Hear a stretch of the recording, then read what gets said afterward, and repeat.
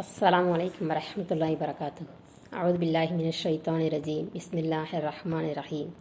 ரப்பி இஸ்ரஹ் லி சத்ரி வயஸ்ஸிர் லி அம்ரி வஹ்லுல் உக்தம் மின் லிசானி யஃப்கஹு கௌலி. ரப்பி ஜித்னி இல்மா. குர்ஆன் வாழ்வியல் மாற்றம் வகுப்பு 19. நம்ம ஏற்கனவே உள்ள வகுப்பில் என்ன பார்த்தோம் அப்படின்னா, ரப்புல் ஆலமீன் தான் நம்மளை படைத்தான். ரப்புல் ஆலமீன் தான் நம்மளை செவிப்புலன்களையும் பார்வையும் கொடுத்தான்.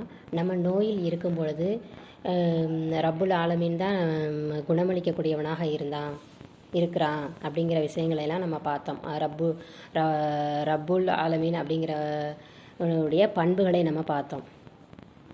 அந்த ரப்பு என்கிற படைப்பாளனை மனிதர்களாக எல்லாருமே ஏற்றுக்கொண்டு தான் வாழ்கிறாங்களா அப்படிங்கிறத நம்ம பார்க்கலாம்.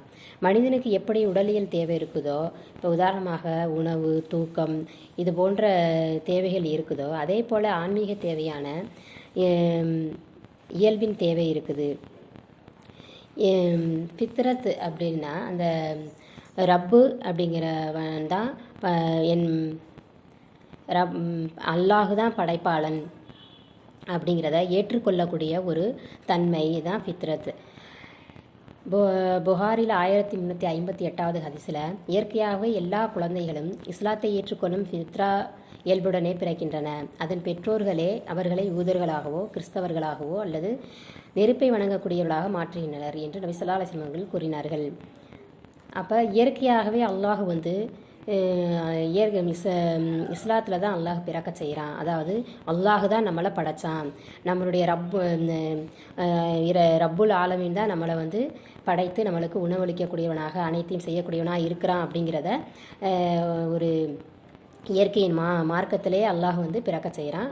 ஆனால் அவங்களுடைய பெற்றோர்கள் அவங்களுடைய வளர்ப்பின் காரணமாக யூதர்களாகவோ கிறிஸ்தவர்களாகவோ இஸ்லாத்தில் நிலைப்பட்டு இருக்கக்கூடியவர்களாகவோ மாறுறாங்க. அப்போ அத்தியாயம் 30வது வசனத்தில், எனவே நபியை இந்த தூய இஸ்லாமிய மார்க்கத்தின்பால் முகத்தை முற்றிலும் திருப்பியவரால் நிலைப்படுத்துவீராக. மனிதர்களை எந்த மார்க்கத்தின் மீது இயற்கையாக படைத்தானோ அத்தகைய அல்லாஹ்வின் இயற்கையை பற்றி பிடித்து கொள்ளுங்கள். அல்லாஹுடைய படைப்புக்கு எவ்வித மாற்றமும் இல்லை. அதுவே நேரான மார்க்கமாகும். ஆயினும் மனிதர்களில் பெரும்பாலோர் இதனை அறிய மாட்டார். இந்த ஹதீஸில் என்ன பார்த்தோம் அப்படின்னா, அல்லாஹ் ரப்புல் ஆலமீன் நம்ம பிறக்கும் பொழுதே இயற்கை மார்க்கத்தில் தான் பிறக்க செய்கிறான் அப்படிங்கிற விஷயத்தை பார்த்தோம். இந்த வசனத்துலையும் அல்லாஹ் என்ன சொல்கிறான் அப்படின்னா, மனிதர்களை எந்த மார்க்கத்தின் மீது இயற்கையாக படைத்தானோ அப்படின்னு சொல்கிறான். அப்போ நம்மளை இயற்கையாகவே இஸ்லாத்தை ஏற்றுக்கொள்ளக்கூடிய அல்லாஹ் தான் நம்மளை படைச்சான் அப்படிங்கிற இயற்கை மார்க்கத்தில் அல்லாஹ் படைச்சிருக்கான். அத்தியாயம் 91வது வசனம் அஷம்ஸ். அதில் அல்லாஹ் என்ன சொல்கிறான் அப்படின்னா, முதல் வசனத்திலிருந்து 7 வசனங்கள் வர, வஷம்சி வலுஹாஹா, சூரியனின் மீதும் அதனுடைய ஒளியின் மீதும் சத்தியமாக, வல் கமரி இதா தலாஹா, அதனை தொடர்ந்து வரும் சந்திரன் மீது சத்தியமாக, வல் நொஹார் இதா ஜல்லாஹா, சூரியனாகி அதனை வெளியாக்கும் போது பகலின் மீது சத்தியமாக, வல்லைலி இதா யக்ஸாஹா, அதனை மூடிக்கொள்ளும் போதான இரவின் மீது சத்தியமாக, வஸ்ஸமாய் மா பனாஹா, வானத்தின் மீதும் அதை நிர்மாணித்தவன் மீதும் சத்தியமாக, வல்லுரளி வமா தஹாஹா, பூமியின் மீதும் அதனை விரித்து வைத்தவன் மீதும் சத்தியமாக, வ நஃப்ஸிவ் வ சவ்வாஹா, ஆத்மாவின் மீதும் அதனை செவ்வையாக அமைத்தவன் மீதும் சத்தியமாக, பல்ஹமஹா ஃபுஜூரஹா வ தக்வாஹா, பிறகு அதற்கு அதனுடைய தீமையையும் அதனுடைய நன்மையும் அவன் உணர்த்தினான். ஆத்மாவையும் ஒவ்வொன்றையும் அல்லாஹ் சத்தியம் செய்துட்டு அதுக்கு பிறகு என்ன சொல்கிறான் அப்படின்னா, பிறகு அந்த ஆத்மாவான அதற்கு அதனுடைய தீமையையும் அதனுடைய நன்மையும் அவன் உணர்த்தினான் அப்படின்னு சொல்லிட்டு அல்லாஹ் சொல்கிறான். அப்போ நன்மை தீமையை அறியக்கூடிய அந்த உணர்வை அந்த ஆத்மாவுக்கு அல்லாஹ் இயற்கையாகவே ஏற்படுத்தி தந்திருக்கான் அப்படிங்கிறது இந்த வசனத்திலிருந்து நம்ம தெரிஞ்சுக்கொள்ளலாம். அத்தியாயம் 7 172 வசனத்தில் உம்முடைய இறைவன் ஆதமுடைய மக்களில் அவர்களுடைய முதுகுகளிலிருந்து அவர்களுடைய சந்ததிகளை வெளியாக்கி அவர்களை தங்களுக்கே சாட்சியாக்கி வைத்த பொழுது நான் உங்களுடைய இறைவன் அல்லவா என்று கேட்டான். ஆம், நாங்கள் அதன் மீது சாட்சி கூறுகிறோம் என்று கூறினார்கள். இது ஏனெனில் நிச்சயமாக நாங்கள் இதனை விட்டு மறதியாளர்களாகவே இருந்துவிட்டோம் என்று மறுமை நாளில் நீங்கள் சொல்லாதிருப்பதற்காக.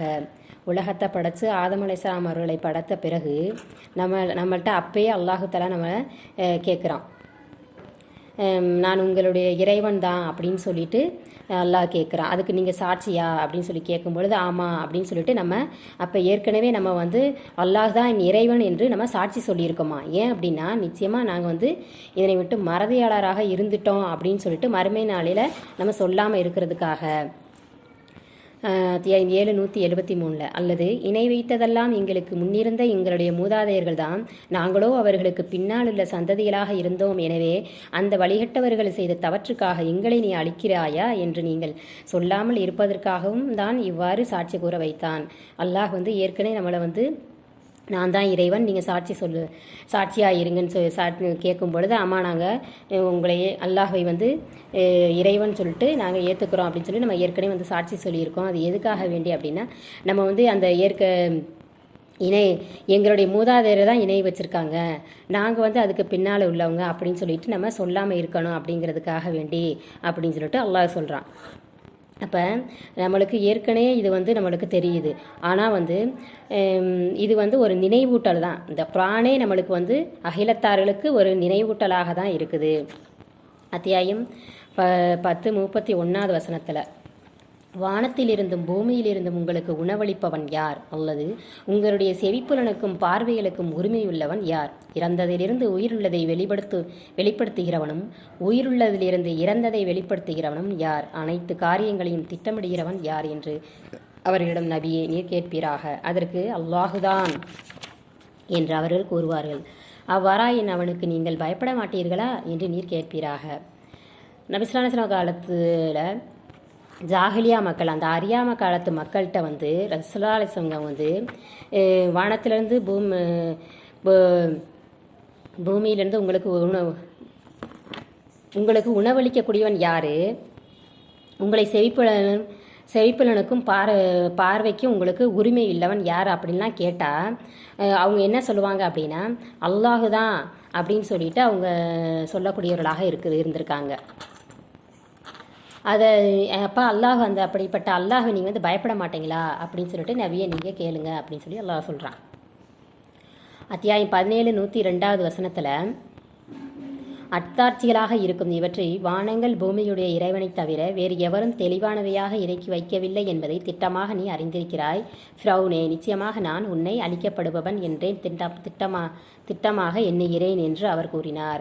மூசா அலைஹிஸ்ஸலாம் அவர்கள் அல்லாஹுடைய உதவியை கொண்டு அவர்கள் அத்தாட்சிகளை காட்டுறாங்க. ஆனால் அந்த அத்தாட்சிகளை ஃப்ரௌன் என்ன செய்கிறான் அப்படின்னா இது சூனியம் அப்படின்னு சொல்லிட்டு அந்த ஃப்ரௌன் சொல்கிறான். அப்போ வானத்தையும் பூமியுடைய இறைவனை தவிர வேறு யாரும் இதை இறக்கலைங்கிறது உங்களுக்கு தெளிவாக தெரியும், நிச்சயம் தெரியும், நிச்சயம் நீ அறிஞ்சிருக்க. ஆனால் அறிஞ்சிருக்கேன்னு சொல்லி இந்த வசனத்தில் வருது. அப்போ அவன் ஃப்ரௌனுக்கு தெரியும் திட்டமாக இது அல்லாஹ்கிட்டருந்து தான் வந்திருக்கு அப்படிங்கிற விஷயம் தெரியும். ஆனால் இவ்வாறு தம் அத்தாட்சிகள் யாவரும் பார்க்கக்கூடியவாக அவர்களிடம் வந்த பொழுது இது தெளிவான சூனியம் என்று கூறினார்கள். அவற்றை அவர்களுடைய மனங்கள் உண்மையென உறுதி கொண்டிருந்தும் அநியாயத்தினாலும் ஆணவத்தினாலும் அவற்றை ஏற்று அவர்கள் மறுத்தனர். குழப்பவாதிகளின் முடிவு எவ்வாறு ஆகிவிட்டது என்று நபியை நீர் நோக்குகிறார். அப்போ அவங்க தெளிவாக தெரியுது இது இறைவன்கிட்ட இருந்து தான் வந்தது அப்படின்னு சொல்லிட்டு, இருந்தாலும் அவங்களுடைய மனங்கள் அதை உறுதி கொண்டிருந்தாலும் அவங்களுடைய அநியாயத்தினாலையும் ஆணவத்தினாலையும் அதை பெருமையினாலும் அதை என்ன செய்கிறாங்கன்னா மறுக்கிறாங்க. அது அவங்களுடைய நிலை என்ன? அது அழிவு தான் ஏற்பட்டது அப்படிங்கிற மாதிரி அல்லாஹ் சொல்கிறான். அப்போ நம்மளுக்கு பெற்றோர்களை தந்திருக்கிறது ஒரு பேர் உபகாரமாக இருக்குது. ஒவ்வொரு குழந்தையுமே ஒரு மொழியில் பேசுதான். இப்போ குழந்தை மற்றவங்களுக்கு தெரியாது குழந்தையை வந்து பசிக்காக அழுகுதா, அந்த குழந்தை என்ன சொல்லுது அப்படிங்கிறது எல்லாமே வந்து ஒரு அந்த தாய்க்கு வந்து தெரியும். இப்போ தாய் வந்து நல்லா அயர்ந்து தூங்கிட்டு இருக்கும் பொழுது கூட அந்த குழந்தை வந்து முழிச்சிருச்சுன்னா கூட டக்குன்னு அவங்க வந்து அந்த தாய் வந்து முழிச்சிருவா. இதெல்லாம் எப்படி அப்படின்னா இது வந்து அல்லாஹுடைய ஒரு ஏற்பாடாக இருக்குது. அத்தியாயம் 80, அத்தியாயம் 80ல் 24லேருந்து 32வது வசனம் வரையும். அதில் அல்லாஹ் என்ன சொல்கிறான் அப்படின்னா, மனிதன் தன் உணவின்பால் கவனித்து பார்க்கட்டும். நிச்சயமாக நாமே நீரை நன்கு பொழிய செய்தோம், பிறகு பூமியை நாம் நன்கு பிளக்கச் செய்தோம், பின்னர் அதில் தானிய வித்தை நாம் முளையச் செய்தோம், திராட்சையும் காய்கறிகளையும் விளையச் செய்தோம், ஒலிவ மரத்தையும் பேரிச்சையும் மரங்களடர்ந்த தோட்டங்களையும் பழத்தையும் தீவனத்தையும் உண்டாக்கினோம். உங்களுக்கும் உங்கள் கால்நடைகளுக்கும் சுகமளிக்கும் பொருளாக இவற்றை விளையச் செய்தோம் அப்படின்னு சொல்லிட்டு அல்லாஹ் சொல்கிறான். இப்போ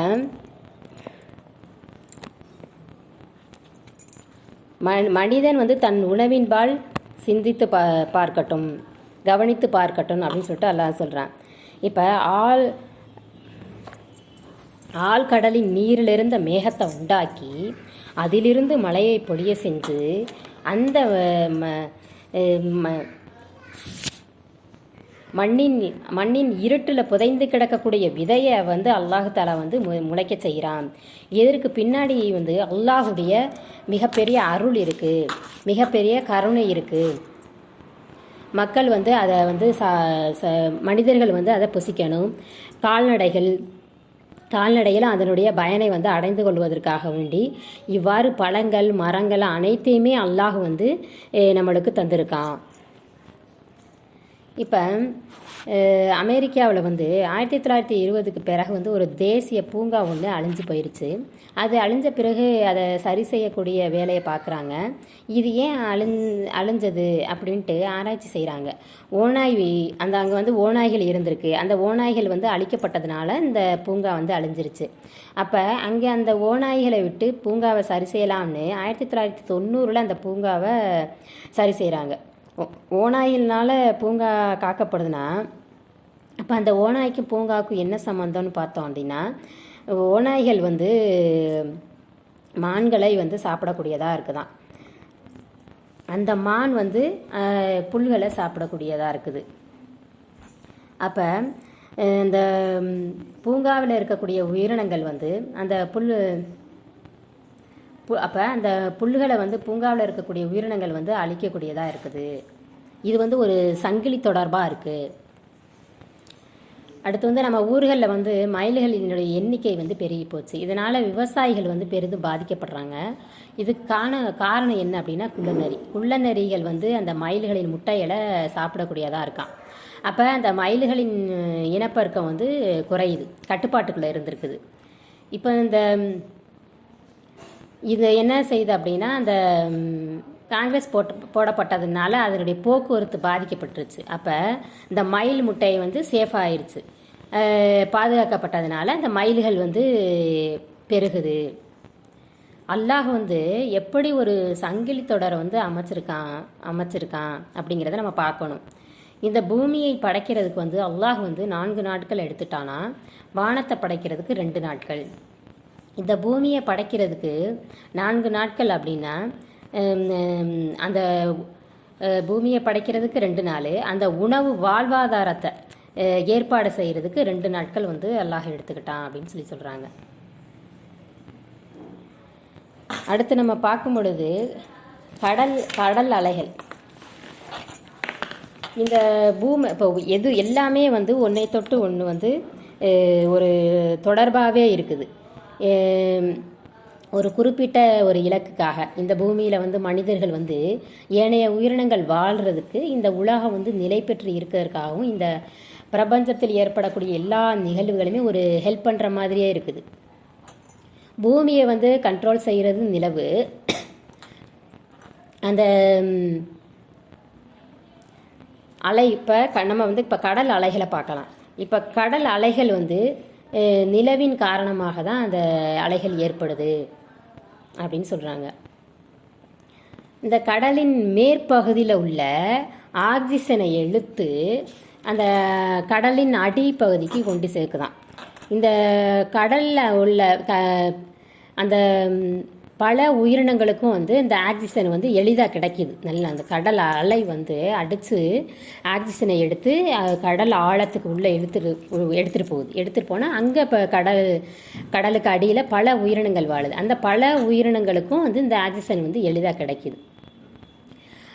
அந்த உணவுகளை நம்ம உண்ணக்கூடியவர்களாக இருக்கிறோம். கடலில் இருக்கக்கூடிய உணவுகளை நம்ம உண்ணக்கூடியவர்களாக இருக்கிறோம்.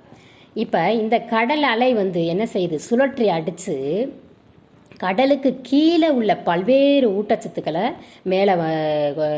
மேலே கொண்டு வந்துடுதான். இந்த சுழட்டி இந்த கடல் அலையை அடிக்கும்போது அந்த கடலுக்கு அடியில் தான் பல ஊட்டச்சத்துக்கள் நிறைஞ்சிருக்கு. எல்லா சத்துக்களும் நிறைஞ்சிருக்குமா. அந்த சத்துக்கள் மேலே வந்துடுது. அதை இன்னும் உயிர் வாழக்கூடியது எக்கச்சக்கமாக இருக்குது.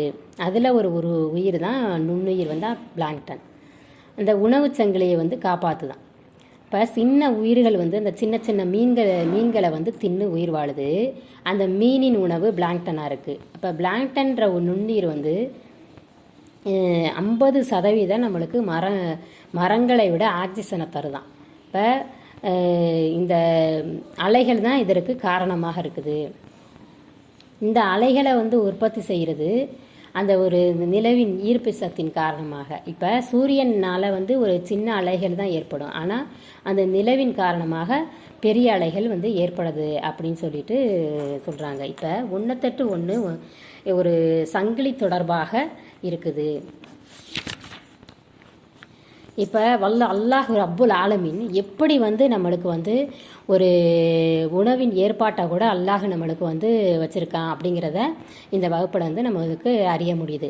அப்போ ரப்புல் ஆலமீன் அப்படிங்கிற தன்மைகளை நம்ம உணர்ந்து அல்லாஹுக்கு பயந்து இரையச்சமுடையவர்களாக நம்ம வாழ வல்ல ரஹ்மான் கிருபை செய்வானாக என்று கூறி என் முறையை முடித்துக் கொள்கிறேன். வாஹிர் தாவானா அல்ஹம்துலில்லாஹி ரப்பில் ஆலமீன். அஸ்ஸலாமு அலைக்கும் வரஹ்மத்துல்லாஹி வபரகாத்துஹு.